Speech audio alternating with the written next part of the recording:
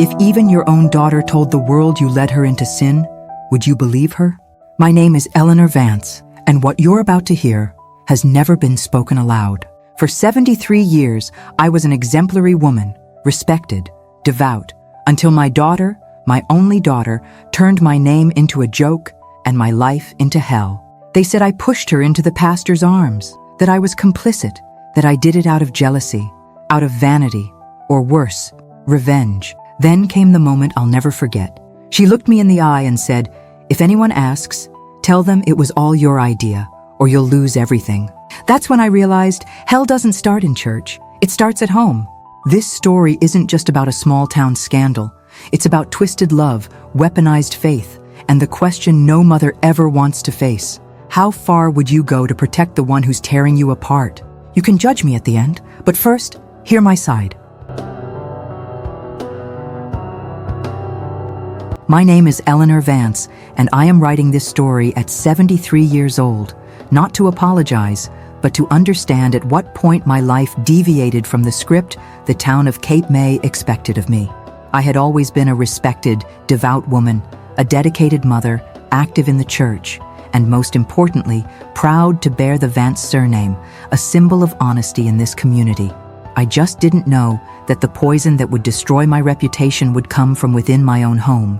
Cape May, New Jersey, does not forgive women like me, or at least like they say I am today. Here, any deviation from the path of faith is enough for doors to close, gazes to shift, and whispers to grow louder than any Sunday sermon. In the corridors of the First Baptist Church, amidst flower arrangements and dark wooden pews, the word betrayal is pronounced as if it could summon the devil himself. My daughter, Sarah, was always my late miracle. She was born after I turned 40, when doctors said my body no longer had the strength to bear life. Sarah arrived, healthy and determined, in a winter that seemed endless. I raised her with the care of someone guarding a precious secret, believing that destiny had given me another chance to do everything right, to teach the Word of God, to protect, to inspire by example. But that's how the greatest deceptions begin, when we confuse control with protection. If someone had told me 5 years ago that my daughter would turn my name into a street joke, I would have laughed or prayed more fervently. But Sarah grew restless. She had a thirst for novelty, eyes attentive to the things of the world, a way of questioning the certainties I so carefully cultivated. And that's how, almost without me realizing it, our family name became entangled in the venomous tongues of Cape May. Not because of what I did, but because of what she said I did. The beginning of it all is lost in small memories, biblical study afternoons, Pastor Williams's voice echoing on Sunday mornings, the knowing smiles between Sarah and him that, at the time, seemed to me like admiration and nothing more. The pastor was a beloved man, in his 40s, with a wife and children, an irreproachable demeanor. He was also my greatest source of advice about faith, life, and how to raise a daughter so different from what the town expected. The rumor was subtle at first, a whisper at the end of the service, a truncated phrase at the market. "Did you see Sarah with the pastor? They say they're talking too much." At first, I defended them both. It's envy. My daughter is pure. The pastor is a man of God. But rumors in a small town don't evaporate. They ferment, sour, turn into dangerous truths. Still, I had faith. God, who sees everything, would not allow injustice against us. It was on a Friday afternoon that everything changed. I entered my own home and found Sarah in front of the mirror, her eyes swollen from crying, and at the same time, a fury I had never seen before. She held a letter. I would later learn it was from the pastor, and before I could ask anything, she blurted out, "If anyone asks, you tell them it was all your idea, that you encouraged me, that you put me in his path, or else you'll lose everything you have in this town." I was paralyzed. What can a mother answer when her own daughter points a finger at her? When the tears are no longer of pain, but of threat? I tried to argue. I tried to hug her, but she pulled away as if my touch were leprosy. "It's no use, Mom. They already know. They'll only believe me." The following days were a succession of closed doors. My neighbor of 20 years stopped returning my greetings. At the market, people stopped talking when I entered. Invitations for Sunday lunches disappeared. The silence that followed was worse than any insult. It was the collective judgment of a town that always judged women more severely than any man. And then came the extraordinary church meeting. The pastor was removed for personal reasons. Sarah was at home, locked in her room, and I was alone in the back pew, feeling the stares weighing on me as if I truly carried all the sin in the world. It was there that I learned, in the whispered details among the ladies of the choir, that Sarah had told the pastor's wife, the church council, the whole world, that it all began because I, her mother, encouraged her, that I created the conditions for the romance, that I was an accomplice to sin, that I manipulated circumstances out of pride, vanity, or whatever explanation makes sense when someone decides to destroy you to save themselves. In my heart, confusion mingled with horror. Me? Of all people, I who lived to teach Sarah the difference between right and wrong. But my daughter's words, echoed by anyone who wanted to hear, were more convincing than any prayer. It didn't matter that it was a lie. The fact was, no one wanted to risk being on the side of a woman who had supposedly sold her own daughter to sin. In those hours, the nights are long, and the questions don't cease. Where did I go wrong? Was it too much love? Too much control? Was there a lack of understanding or too many expectations? In the solitude of my kitchen, I hear Sarah's voice in every object, in every memory, and I try to understand at what point our story turned into such a public and cruel scandal. What I don't tell anyone, perhaps not even God in my prayers, is that there is, in every mother, a fear we dare not name, that of being betrayed by those to whom we have dedicated our lives the most. In Cape May, I am now the woman everyone distrusts. It doesn't matter if I deny it, if I cry, if I pray. The judgment has already been made, and the sentence, in practice, is perpetual. Deep down, what hurts most are not the stares, the closed doors, the invitations that don't arrive.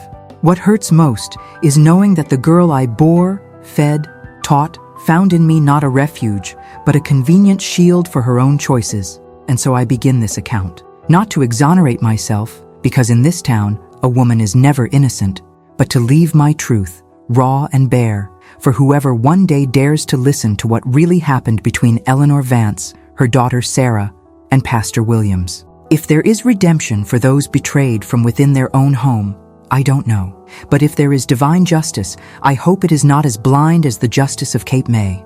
In a town like Cape May, scandal doesn't walk, it runs. In less than a week, every corner had a different version of Sarah and the pastor's story. Some said I had sold my daughter as if we were still in biblical times. Others, that I myself envied Sarah's youth and wanted to ruin the pastor out of rejection. None was less absurd than the other, but all seemed mysteriously plausible to the ears of those who always needed a villain to justify their own sins. I, Eleanor Vance, once a reference of piety, became a portrait hung upside down on the wall of local moralism. The cruelest part wasn't the words, it was the silences. At the supermarket, my presence was the signal for conversations to cease. In the streets, ladies crossed the sidewalk to avoid having to feign courtesy. My friends, if I ever had real friends, became shadows behind curtains. Sarah, at home, locked herself in her room. She barely ate. Sometimes I heard her crying softly at night. Other times, she oscillated between anger and a calm so icy it scared me. I tried to open a dialogue. "Daughter, we need to talk." "Why?" But she looked at me as if I were a stranger, as if every word of mine were an old lie, a distant echo of a life that no longer belonged to us. A mother's pain is not just the pain of loss, it is the pain of humiliation. The phone rang less, invitations to birthdays, dinners, teas, everything disappeared. Even the postman's visit changed. Before, he would knock on the door, ask about my cakes. Now, he just left the letters thrown on the gate, and each envelope brought not only bills, but unspoken messages. "You are no longer welcome." On Sunday, I put on my best blue dress, the one Sarah said made me look like a respectable lady, and went to church. I needed to face the town head on. I needed, perhaps, to remind myself of who I once was. When I entered, the choir of voices fell silent. The pastor was not there, officially removed, for health reasons. In the pulpit, his wife read the word, her voice trembling, her eyes ablaze. In the pews, whispers, sideways glances, hands clutching hymn books as if they were weapons. I sat in the back, head held high. During the prayer, someone asked for peace for homes in conflict. They didn't look directly at me, but they might as well have called my name. When it ended, I tried to leave quickly, but Sister Marjorie blocked my way. "Eleanor, what a shame what they're saying. But you know how it is, right? Where there's smoke." She smiled, that smile of someone happy not to be the target this time. I merely murmured, "Only God knows the truth." At home, Sarah waited with red eyes. "You went?" she asked. "I did. I can't hide." She laughed, a bitter laugh. "It's no use anymore. They've already chosen who they're going to crucify." I didn't know how to answer. I felt the abyss between us there, me trying to save a little dignity, her already surrendered to the storm. The following days only worsened the isolation. My job at the sewing workshop was suspended due to lack of clients. The cake orders I made for parties were canceled without explanation. At the bank, the manager, who had baptized her son with me holding the white towel, treated me as if she were dealing with a criminal.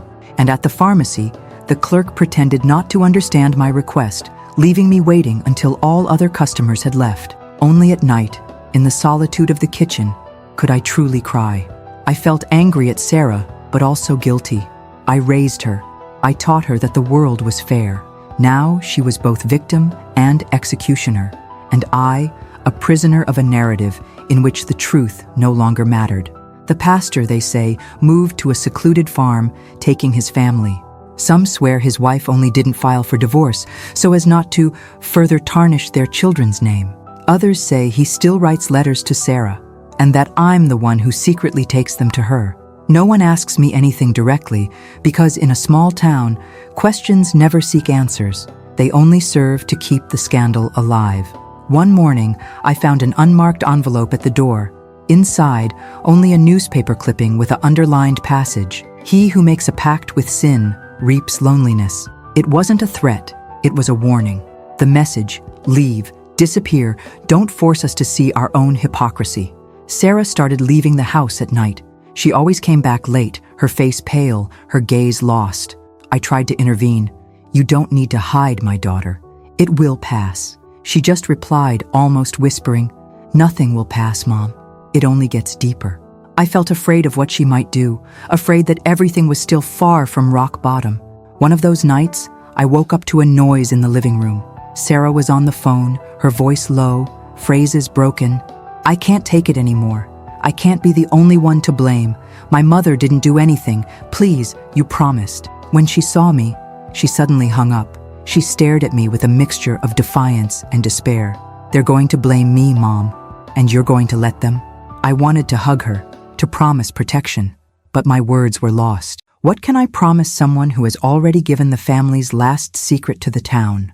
What can I offer beyond a love that no longer finds space? The new pastor, young, with a firm voice and a ready smile, took the pulpit a week later. He spoke of forgiveness, of new beginnings, but also of discipline in the house of God. I felt the message was for me. Soon after the service, he called me to his office. "Sister Eleanor, we need to talk. The church expects a position." There was nothing to say that hadn't already been decided. I left there smaller than I entered, convinced that in Cape May, there is no forgiveness for the sins of others, only for one's own sins. Sarah, isolated and marked, sank deeper each day. Friends? None. School? She exchanged it for hours, locked in her room or walking by the sea, alone, as if seeking to erase herself from the world. I, little by little, stopped fighting. I spent afternoons poring over family albums, trying to find in old photos some clue as to when everything began to crumble. I relived every Christmas, every birthday, every small gesture. Did I fail out of too much love? Or would I have lost Sarah even sooner if I hadn't tried to protect her from the world? The answer changed with the mood of the day. Time passed, slow, cruel.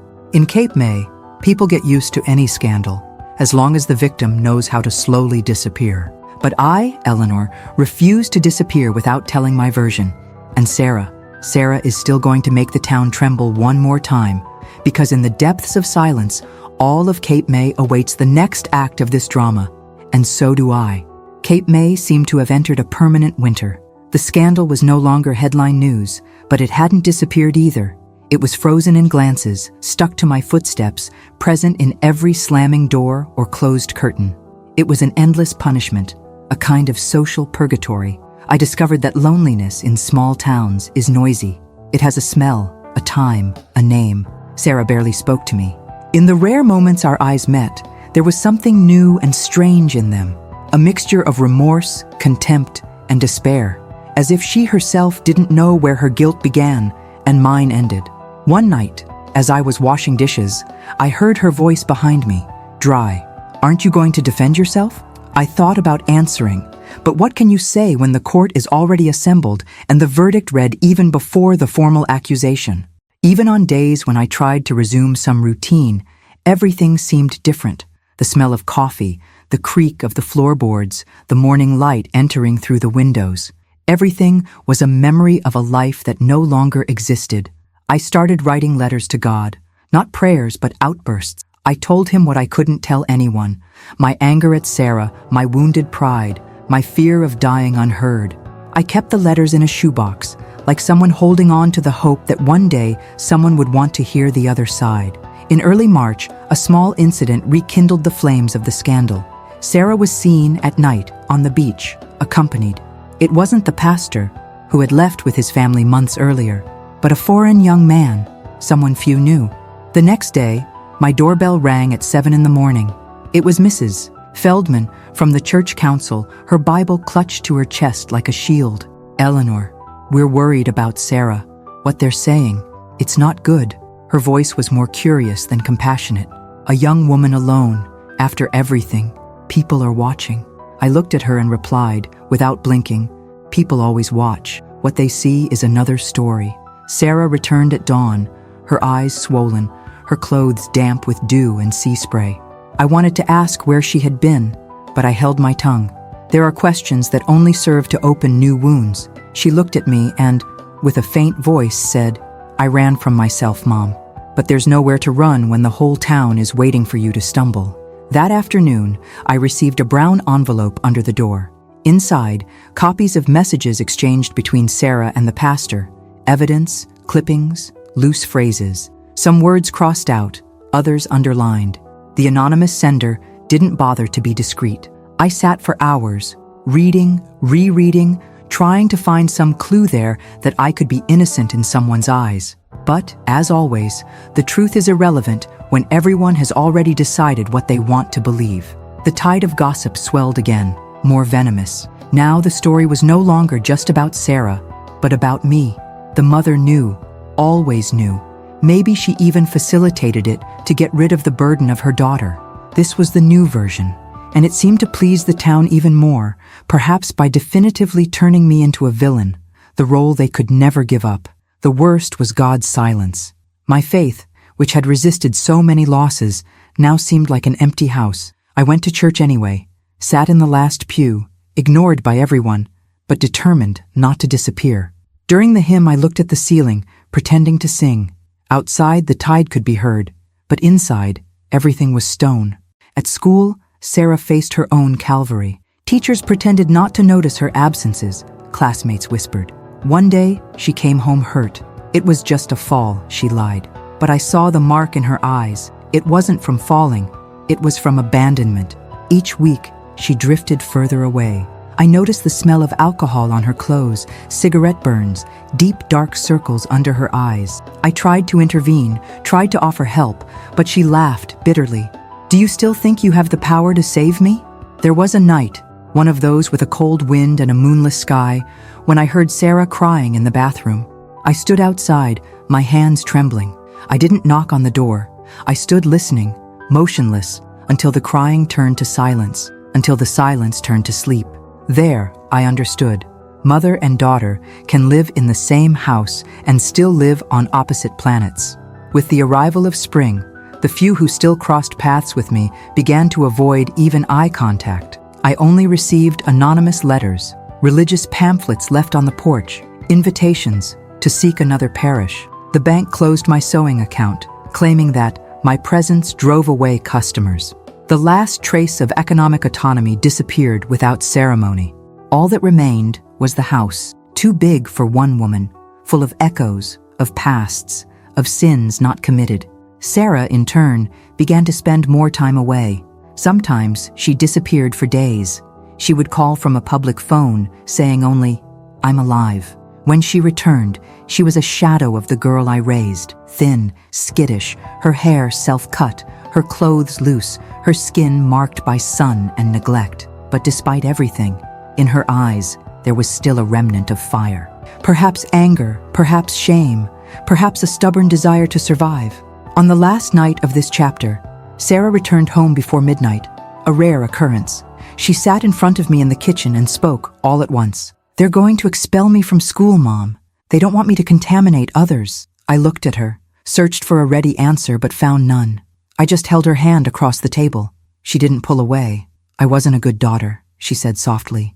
"And I wasn't a good mother." We stayed there, hands clasped, until the sun began to rise. But I knew the calm was just an intermission, because Sarah's biggest secret had not yet come to light. And when it did, Cape May would never be the same. The following spring, Cape May seemed to bloom only to remind us that we would never bloom again. The town was preparing for the annual church festival. Tables covered with white tablecloths, pies cooling on windowsills, the sound of children rehearsing songs for the procession. It was the kind of event that, for years, Sarah and I had looked forward to together.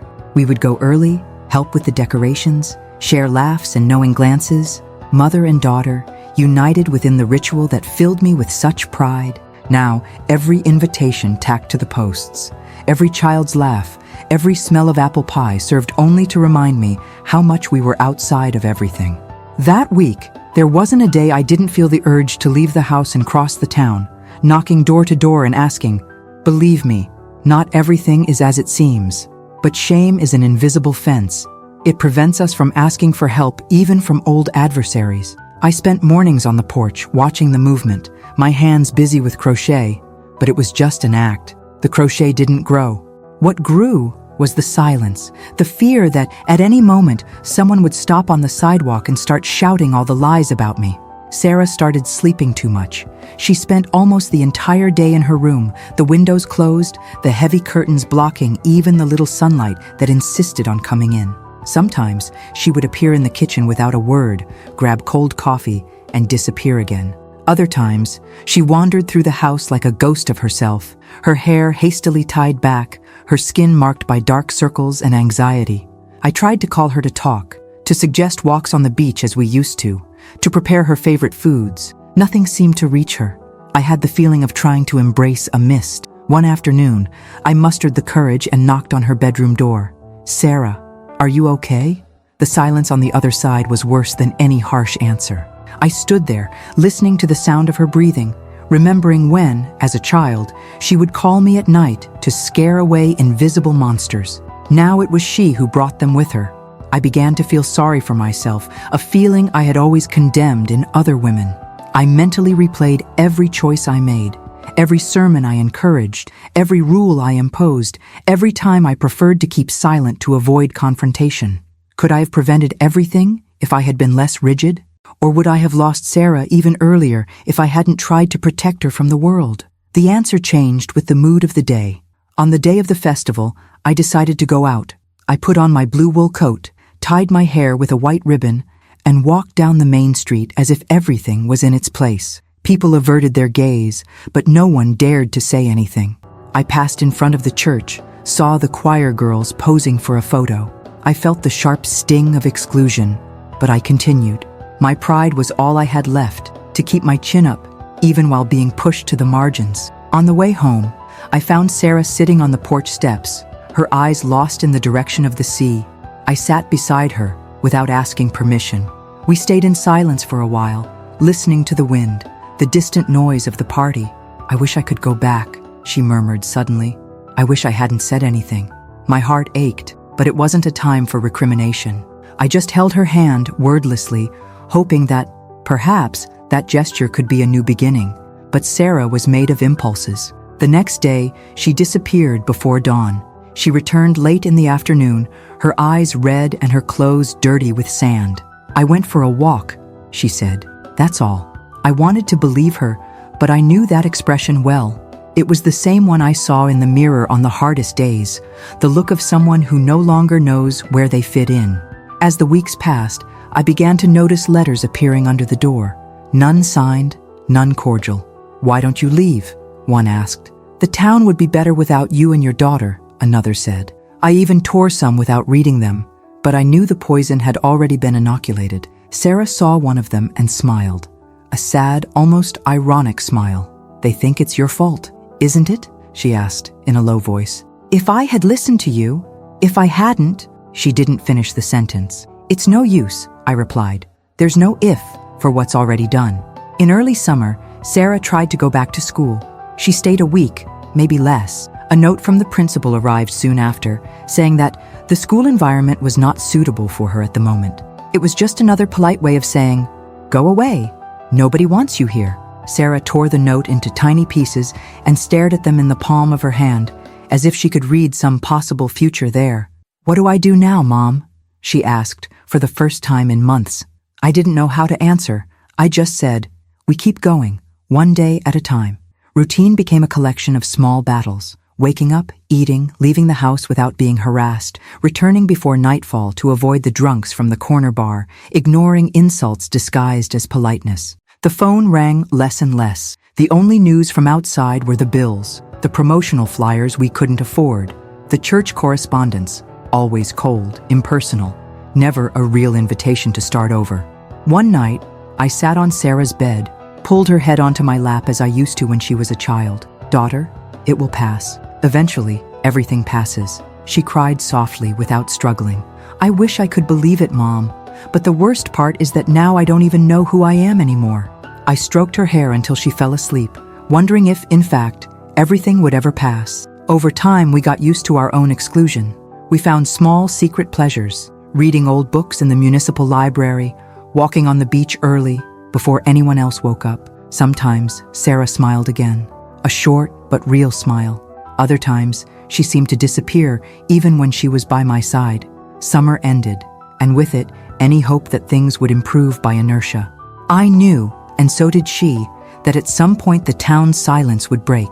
Something new needed to happen, and when it finally did, we would no longer be the same to react. I end this chapter as I have ended my days, with a silent prayer, not asking for everything to return to what it was, but for at least some intact part to remain within us, something that neither lies, nor shame, nor the town can destroy forever. Autumn arrived with a cold wind and leaves falling like old promises. In Cape May, it was a time of retreat. Families closed their porches, exchanged flowers for blankets, pulled their children indoors before nightfall. But for Sarah and me, the season only brought more time to think. More hours of suffocating quiet inside the house, while the world outside continued, adapting to our absence. Our daily life became a ritual of discreet survival. We woke up late, had coffee in silence, each lost in our own thoughts. Sarah sometimes spent the entire day without leaving her room, writing in notebooks she wouldn't let me read, drawing in the margins of pages, creating worlds where, perhaps, there was no judgment. I occupied myself with small tasks, sweeping the kitchen, polishing silverware no one used anymore, aligning the curtains. Every movement was an attempt to prove to myself that I still had some control. Sometimes, in the twilight, Sarah would sit beside me in the living room, her legs curled under a blanket, and we would watch the local news. Most of the news seemed to belong to another reality. Weddings, parties, church campaigns. Familiar names appeared on the screen. People who used to invite us to birthdays, who asked for recipes, who laughed at Sarah's jokes. Now, they were just strangers. She watched everything with a neutral expression, as if looking at the past of a life that was no longer hers. The only constant sound was the sea. Even 3 blocks away, the sound of the waves never left our house. In sleepless nights, I would find myself listening to that ebb and flow, and I would think, maybe it's possible to start over. Maybe Sarah can still be accepted somewhere. All it would take was a chance, an opening, a sincere look, but no one in Cape May seemed willing to offer it. Phone calls were rare. Sometimes, the substitute pastor from the church would call, asking if we needed anything. But the question was so formal, it sounded like an audit, not compassion. Once a week, an elderly lady would leave muffins on our porch. I never knew who she was. Sarah said that if we knew, it would probably spoil the only kind gesture we had left. Amidst the boredom, small daily tragedies continued to happen. The kitchen plumbing got clogged. The roof leaked on a night of heavy rain. Sarah offered to help, and we spent an entire afternoon trying to fix it together. We discovered, between hammers and buckets, a kind of brief relief. We laughed when a jet of water caught us by surprise. We joked about our total incompetence for manual labor. For a few hours, we forgot what the town thought. For a few hours, we were just mother and daughter again. But the truce never lasted long. Days later, Sarah came home later than usual. Her face hardened, her hands clenched into fists. "What happened?" I asked. She just shook her head. "They talked to me at the market. They said I should confess." The anger in her voice was new, cutting. "Confess what, Mom? Who will listen?" I didn't know how to answer. I hugged her. For the first time in months, she didn't pull away. That night, I wrote another letter I would never send. This time, not to God, but to Sarah. A letter where I told her of my fear, my failure, how difficult it was to see my daughter turned into an enemy for a crime that never existed. I didn't have the courage to deliver it. I kept it with the others, under my sheets. Maybe one day she will read them. Perhaps, when all this passes, she will understand that there was no accomplice, no betrayal. There was only, always, the desperate effort to protect what I loved. The days began to drag. Sarah and I spent more time in silence than in words. We learned to communicate with small gestures, sharing a piece of cake, leaving a blanket folded on the armchair, smiling when old memories appeared during a repeated movie. It was a kind of tense peace, an armistice between two survivors. In October, Sarah caught a bad cold. I spent nights by her side, caring for her with teas, compresses, prayers. Fear returned with force. Fear of losing her to the fever, fear of losing the last reason to get out of bed. When she got better, she was sweeter for a few days, almost childlike. She told dreams, asked about my past, asked me to read aloud before bed, as I did when she was little. It was a silent truce. I didn't ask what she felt guilty about. I didn't tell her what I myself carried. For a few moments, we just accepted the possible affection. Then, everything returned to the usual pattern. Sarah isolated herself again. One day, she disappeared for hours. When she returned, she just said, "I need to get out of here, Mom. Any day now, I'm really leaving." The phrase vibrated in the house, echoing through the walls. I didn't try to convince her otherwise. Deep down, I understood. There are pains that only distance heals. I only asked her to let me know beforehand. She smiled, without joy. "I'll let you know, Mom. I don't want to disappear without saying goodbye." At the end of that month, an unexpected event stirred the town. Pastor Williams, the pivot of the scandal, would return to Cape May to resolve family matters. The news reached us through whispers, and suddenly, the heavy atmosphere in the house became even denser. Sarah said nothing, but I noticed the panic in her eyes. I myself didn't know what to feel. Fear of the reunion, fear of new rumors, fear that everything we had rebuilt, however little, would crumble again. We spent days waiting, not knowing what he would do. Sarah went out less, I prayed more. Deep down, we both knew the pastor's return was not just a physical return. It was the harbinger of another wave of judgments, questions, suspicions. It was a reminder that, for Cape May, there is never really forgiveness, only a prolonged wait for the next scandal. And so, in the growing cold of that autumn, my daughter and I prepared, each in our own way, for another chapter of this long penance. Deep down, we knew the story had not yet ended. The worst, perhaps, was yet to come. The rumor of Pastor Williams' return spread through Cape May like wildfire in dry grass. No one knew the exact date, but everyone knew he would return. Every morning, as I opened the curtains, I expected to find, among the passers-by, that familiar face. It was like waiting for a storm on the horizon. Impossible to escape, impossible not to count the hours until the thunder. Sarah entered a state of restlessness I had never seen. Her hands trembled at the slightest noise, her voice caught in her throat. I, trying to protect her, suggested, "We can travel, spend a few days away, forget everything." She refused, looking at the floor. "It's no use, Mom. Wherever we go, the story comes with us." I didn't insist. In Cape May, escape only serves to fuel more gossip.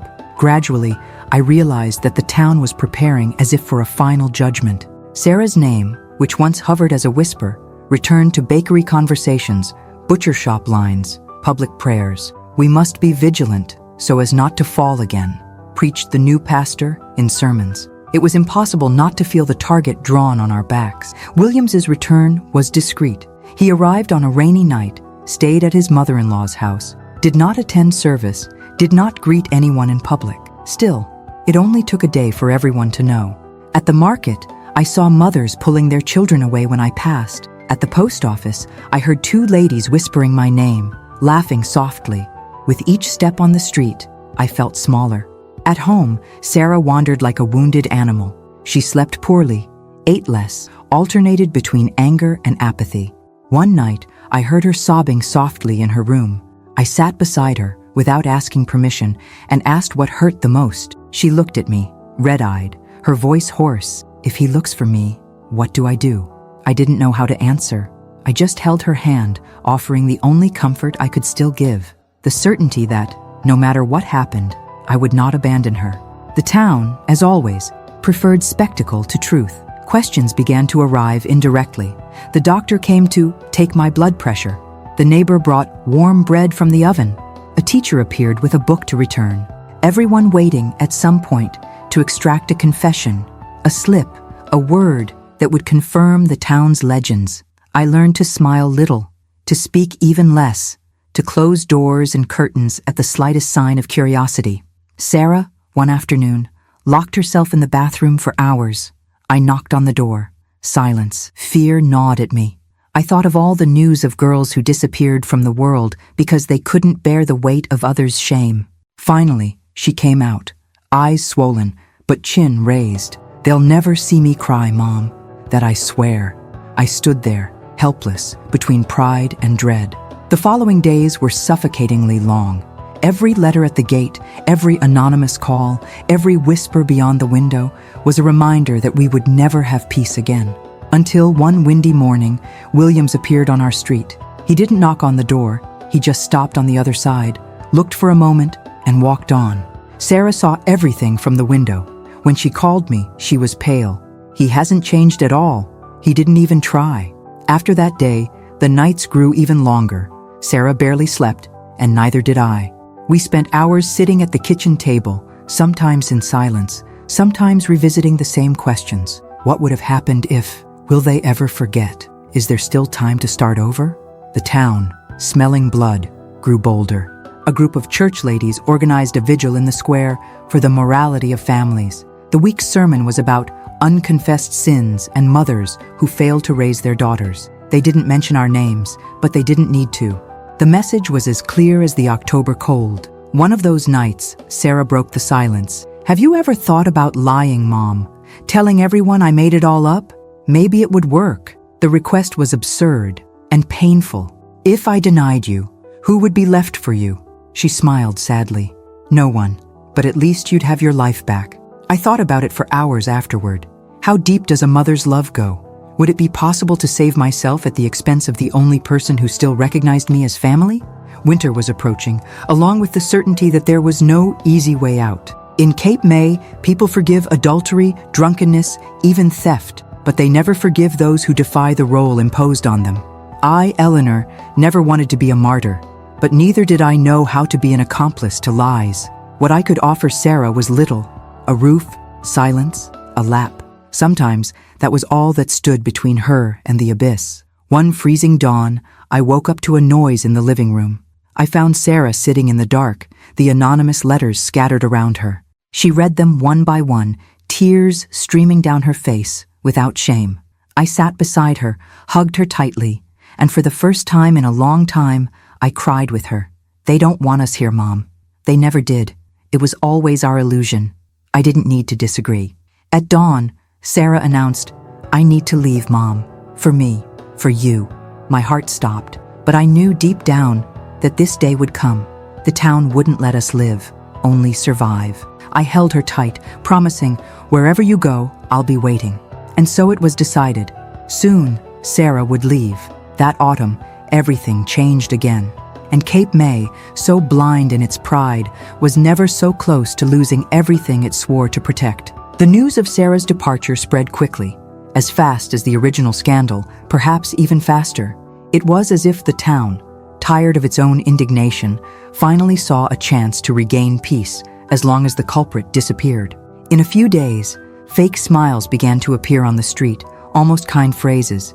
It will be better for her. Young people need to start over. Who knows? Far from here, she'll find her way. Everyone pretended concern, but no one offered real help.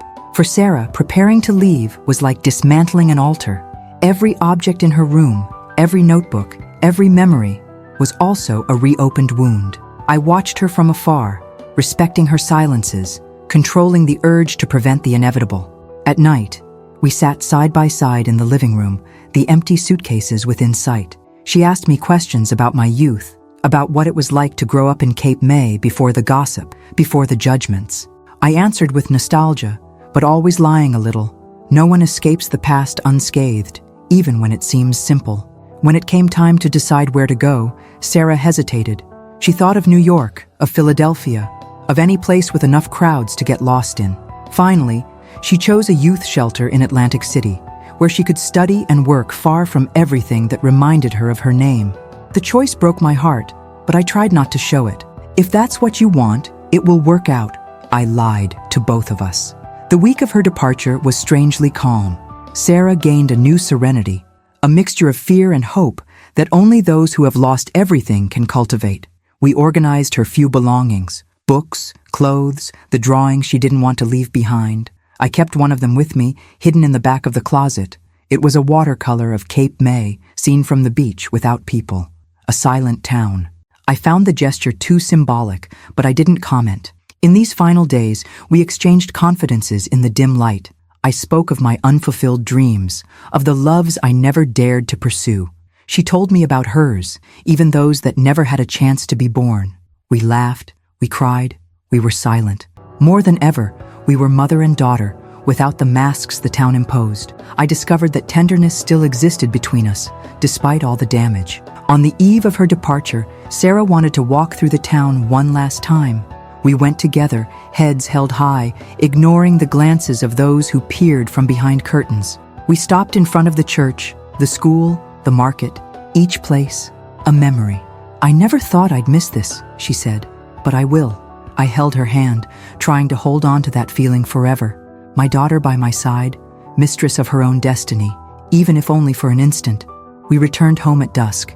Sarah spent hours writing letters that she left on the table, to teachers, to 2 old friends, even to Pastor Williams. I need a period, Mom, she explained, without showing the content. I respected it. Deep down, I knew that was her way of exorcising ghosts, or at least trying. The next morning, the town woke up to fog. We carried the suitcases to the bus station on foot, in silence. There was no public farewell. No one appeared to say goodbye. On the platform, Sarah hugged me with a strength I hadn't felt since her childhood. "Don't forget me, Mom," she whispered. I promised I wouldn't. I saw her eyes well up, but also a spark of something I hadn't seen in a long time. Freedom, perhaps even joy. The bus departed. I stood there until it completely disappeared. Then I walked back home along the same street, lighter and emptier. I went inside, sat on her bed, held the pillow that still smelled of her. For the first time since the beginning of everything, I cried without shame, without fear that someone would see. It was grief for what the town had stolen from us, but also hope that somewhere else, Sarah could finally just be herself. In the days that followed, I faced the silence like someone learning to live with chronic pain. Cape May returned to its rhythm. No one spoke my name anymore. No one crossed the street when they saw me. It was as if we had been erased from a mural, an error corrected with a thick eraser. I realized that ostracism was, in a way, a freedom. No one expected anything from me anymore. I started walking without fear, responding politely even to the worst hypocrites. For the first time, I stopped caring. Sarah called a few days later. Her voice was different, firm, determined, with an enthusiasm I hadn't heard in a long time. She talked about school, work, plans. She didn't apologize, nor did she talk about missing me. She just told me about her new life, as if she had finally crossed the border of fear. That gave me strength. I discovered, listening, that no mother loses her daughter as long as there is news, however little. Over time, the house became quieter, but also more mine. I rediscovered small pleasures, reading on the porch, cooking just for myself, tending to the plants. I missed Sarah in every corner, but it was a bearable, almost sweet longing. I knew that if she was starting over, it was also because I had survived. Cape May moved on, as it always does. For others, our story became just a reminder of what happens to those who defy unwritten rules. For me, it became a harsh lesson. Life can be destroyed in silence, but love, if true, always finds a way to resist. I still hope that one day the town will forgive. But if it doesn't, it no longer matters. Sarah left whole, and I stayed finally at peace with myself. After Sarah left, the days seemed to change color. There was a melancholic clarity in every morning. For the first time in years, I woke up without the weight of a secret to protect, without the fear of a new scandal. The large house became even quieter, but it wasn't a hostile silence. It was an empty space ready to be filled in a different way. In the first week, everything felt strange. I sat down for coffee and noticed 2 cups set, as if Sarah would come downstairs at any moment. I wrote automatic notes, "Be right back, there's soup in the fridge," and stuck them on the refrigerator door before remembering there was no one left to write for. Habit is a stubborn animal. It took me a while to accept that life was starting anew. Gradually, the outside world approached me again, albeit timidly. The next-door neighbor, who had ignored me for months, appeared one morning with a plate of cheese breads. She said she was testing a new recipe. I accepted, thanked her, but didn't invite her in. It wasn't resentment, just the weariness of someone who had taken many stabs and still felt the scars burning. Still, it was a gesture that warmed me more than the hot bread. I decided to reorganize the house. I donated Sarah's clothes to the church, calmly tidied her closet, keeping only what brought good memories. I opened windows, washed curtains, painted the stair railing. The manual labor occupied my hands, and slowly, my mind emptied of anger. I rediscovered old songs, forgotten recipes, small routines that seemed to lose meaning when everything was pain. I realized that, even wounded, life always calls for a new beginning. I started walking on the beach early in the morning. I felt the cold wind on my face, the smell of the sea, the sound of seagulls and waves. For a long time, I avoided that path, fearing to cross paths with judgmental stares. But now, no one looked at me anymore. I was just another lonely lady among many, and it was in anonymity that I found a certain relief. I no longer needed to explain myself. No one expected anything from me anymore. On one of these walks, I met one of Sarah's teachers, sitting alone on a bench, looking at the sea. I hesitated, but waved. She returned the gesture, then called me with a discreet hand motion. "I miss her," she confessed suddenly. "She was different, you know. She had courage." We talked for a few minutes without bitterness. She didn't apologize, but she also didn't try to justify the school or the town. She just spoke of longing. It was enough. As I said goodbye, I felt a lump in my throat, but also an unexpected lightness. Sarah called once a week, always with news, a new job, a different friend, a difficult test. Her voice was full of energy, but sometimes tired. I listened more than I spoke, trying not to suffocate her with questions or advice. I only said the basics. "I'm here, I miss you, do what makes you happy." Over time, I realized she needed to hear that as much as I needed to say it. In October, an invitation arrived by mail, a new book fair, organized in the town square. I found it ironic to be invited again, after so many months of being ignored. I thought about throwing it away, but something in me wanted to accept. On the day of the fair, I put on my best dress, tied my hair, and walked there with slow but determined steps. In the square, familiar faces averted their gaze, but others greeted me. Some even smiled. The librarian called me to help organize the tables. My hands trembled, but I accepted the gesture. For hours, I talked about books, gave tips, recommended novels. No one mentioned the past, nor was my name whispered in a scandalous tone. For a few moments, I was just Eleanor, a reader, a neighbor, a woman like any other. It was on that same day that I met Pastor Williams for the first time since his return. He was in line at the stall, with one of his young daughters beside him. We exchanged a brief glance, laden with memories and silences. He nodded slightly. nothing more. I understood that there were no more questions between us. There, among the books, we were neither villain nor victim, just survivors of a story larger than our own mistakes. On the way home, I felt something I hadn't felt in a long time: gratitude for having resisted. It wasn't full forgiveness, nor reconciliation with the town, but a thread of hope. I saw that, no matter how much they had taken from me, I still had the choice to start over. At night, I sat on the porch, looking at the distant lights of the neighboring houses. I remembered Sarah as a child, the laughter, the Christmases, the sleepless nights waiting for answers. I finally understood that longing can also be a form of mature love, one that doesn't require presence to stay alive. At that moment, I wrote a letter to Sarah, the first one I actually sent. It wasn't an apology, nor a confession of grievances. It just said, "Everything is fine here. The world is still beautiful. Take care of yourself, and I'll take care of things here."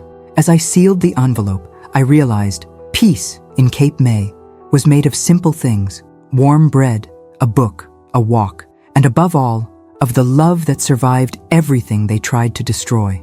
Winter settled in Cape May unhurriedly, as if the town needed time to process everything that had happened in the previous months. For me, the cold brought a new routine, made of small tasks: lighting the wood stove early, hanging clothes that dried slowly, preparing soups that perfumed the whole house. For the first time in a long time, simplicity seemed enough. Sarah's letters became more frequent.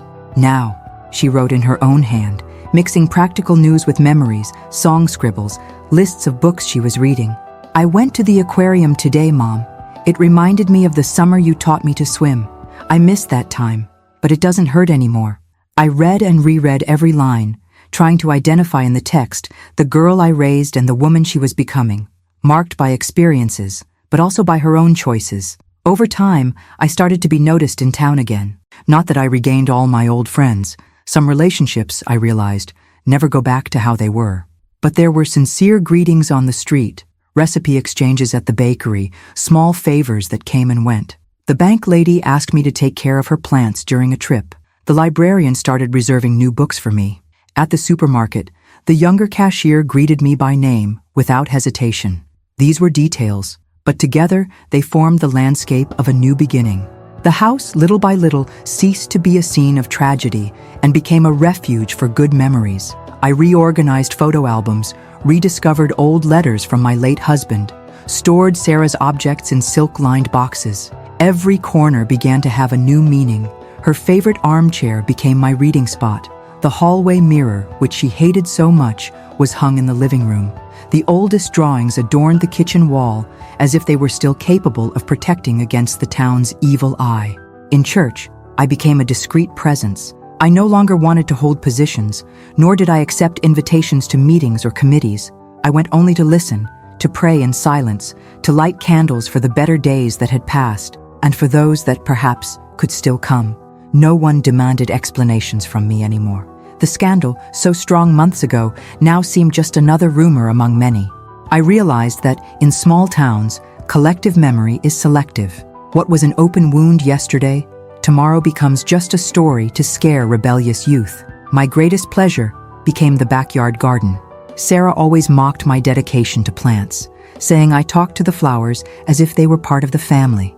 Now, they truly were my daily companions. In winter, I cleaned flower beds, prepared seeds, planned new seedlings. One day, upon receiving a letter from my daughter, I read, "When spring comes, I want to come back to see your garden and help you plant something of ours." I spent some time looking at that sentence, feeling a timid hope grow, that the cut roots could one day sprout again. Sometimes, the longing still hurt. It was on Sundays, especially, when the town seemed to revolve around the same faces, the same tables, the same prayers. In those hours, I would turn on the radio, prepare a strong tea, sit on the porch, and force myself to remember the reasons why I continued. For myself, for Sarah, for the silent promise that no tragedy is definitive. In January, I received a surprise. Sarah announced she would visit me for a few days, between her course vacation and her new job. I spent the previous week in a state of silent anxiety, washing curtains, changing sheets, cooking her favorite dishes. It wasn't just a desire to please, it was fear that upon returning, she wouldn't recognize the house or me. Sarah arrived on a cold afternoon, carrying a backpack and a timid smile. She was different, thinner, shorter hair, a calm demeanor of someone who had seen too much, but survived. We hugged at the door without saying anything. She came in, looked around, sat at the table as she always did. "Smells like soup," she said, smiling. "You never change, Mom." In the following days, we shared the small rituals that remained from the past, having coffee on the porch, walking on the beach early in the morning, listening to old music in the living room. We talked a lot, but we also learned to respect silences. I discovered, with relief, that she no longer blamed me, nor did she need my approval anymore. Between us, there was now a kind of mature peace made of acceptance. One night, as we were washing dishes, Sarah said, "You know, Mom, for a long time I thought it would be easier to run away. Today I understand that starting over also hurts, but it's worth it." I held her hand for a moment, grateful for that recognition that no city in the world could give me.